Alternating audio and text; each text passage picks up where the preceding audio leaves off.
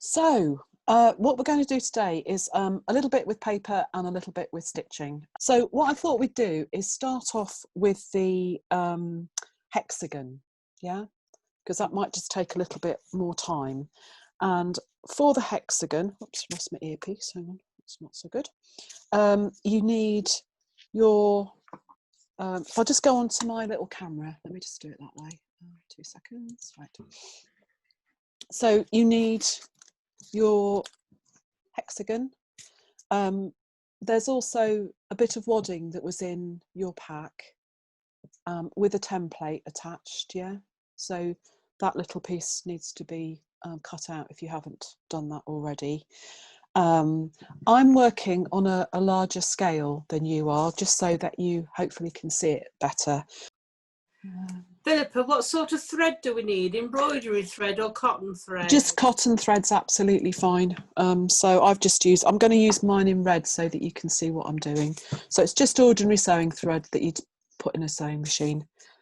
That would be absolutely fine. And I'm just using one of the needles that I think I've already sent to you, so nothing new there. Okay. Now I've got this from this template here, which is online. It's given out free, and it's done by the nyquilter.com organisation. I think probably what I'll do is I'll send this, if that's okay with Emily, to Emily, and then that could be hopefully emailed out.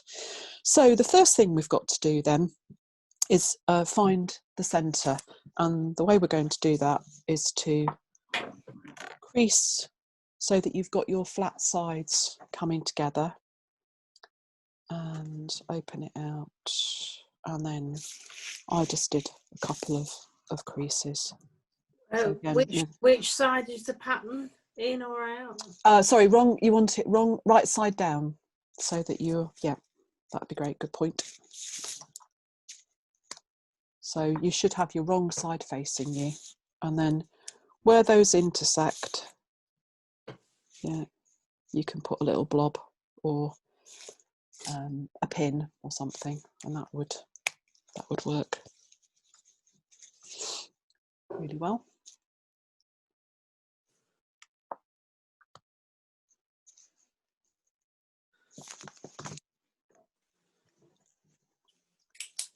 And if you put a knot in the end of your work, your thread rather, that would be good.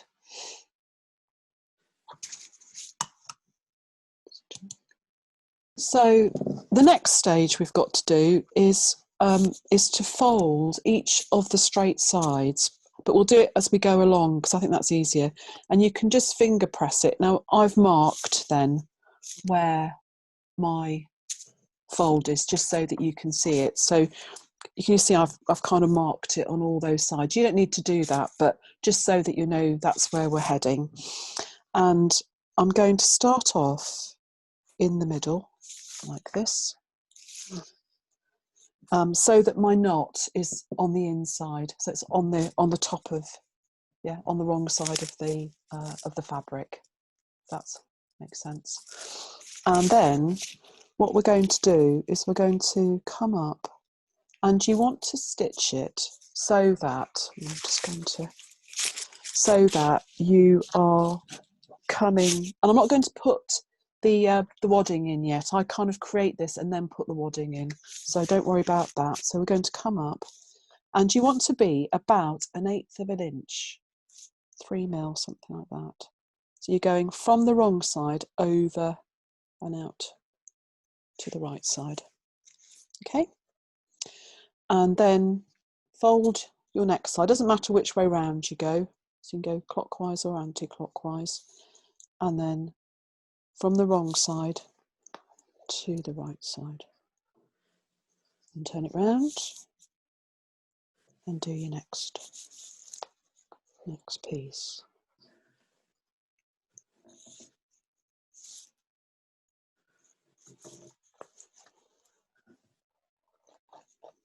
You see, when I start to pull it, it starts to pull in your shape. So, and go to the next one.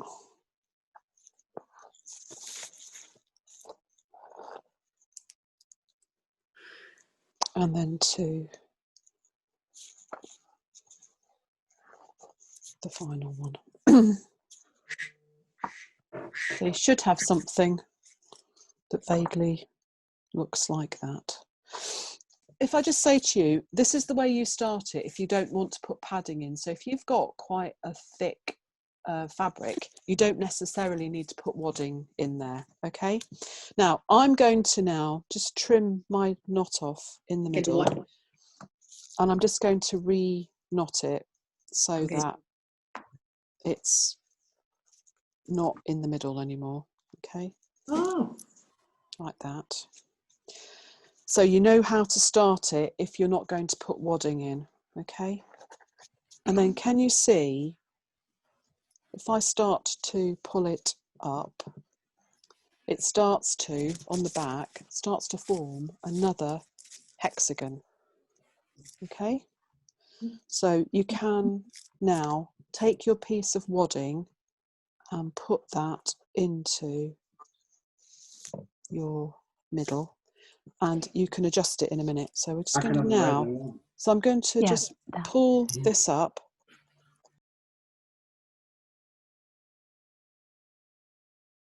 So I'm going to start pulling this up.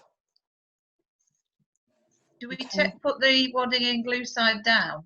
It doesn't actually matter for this. It's just I happen to have that rigid type of wadding because we're not going to. Right. It's not having to be stuck or anything. Okay. So, and now I'm going to take my thread and I'm going back to that first side that I did. So I've completed now. Can you see I've come? I'm just going to let it. So if I pull that open like that, can you see I've got a thread now between each of those sides? Yeah. And then you keep tightening this down. So can you see it's almost like a little water lily now. I'll just leave that for a minute to settle down. Yeah. And you can start to finger press each of those sides just to give it a bit more oomph. So we're going to now finger press each of those little points that come up, and you can even do it by lying it flat. I don't know if you can see that, but you can lie it flat and press it. You see where I've got that little fin? You can lay it down and then finger press it, and you want to do that on all of them, okay? So that just gives it a little bit more. So once you've done all your finger pressing, and just give it another tweak in the middle so that it actually stays gathered. Now you can go through all the layers from the top through to the back and just do a couple of little anchoring stitches. So just going backwards and forwards through the middle. And I'd like you to end up with your needle upwards on the side where all the little fins are, or petals, okay? So my needle is is on my side of the piece. So what I'm going to do now is I'm going to just show you how to make these little petals. Now, so I'm just going to take one of these fins and I'm going to press it so that it's flat. Okay, just press each of those diagonal sides. Okay, and you can just move all the other little petals out of the way. And then the next thing I'm going to do is I'm going to put my finger inside there, inside the little pocket, and then so that opens, and I'm going to pull the point back and up to the outer corner. So don't panic at this stage. I'm just going to show you how this works, okay? And then you finger press that. And then once you've got that, you fold it back down again so that the point comes to the middle. And can you see you've created a little raised area? Yeah. Okay? And then that bit you catch with your thread and needle and go through to the back and come up to the front again. Okay, and you can do that a couple of times if you want. So I'm going to turn it round again now, and I'm going to show you that again. So I've got my fin like that. Okay. And I'm going to push it down and flatten it. So it's almost like a little witch's hat, or a, you know, little, yeah, okay. The next thing I'm going to do is I'm going to push my finger in, and I want to take this raw edge side and I want to fold it back over on itself like that, so that you make a diamond with the raw edges coming together in the middle. And then flatten that. Okay. And then you, whoops, then you fold it back over on itself like that. And that makes another little petal. Okay. And then you, again, anchor. Now we're going to put little buttons over this middle section, so don't worry too much. Now I've used these as little gift tags, and I've also made them for little Christmas decorations as well. So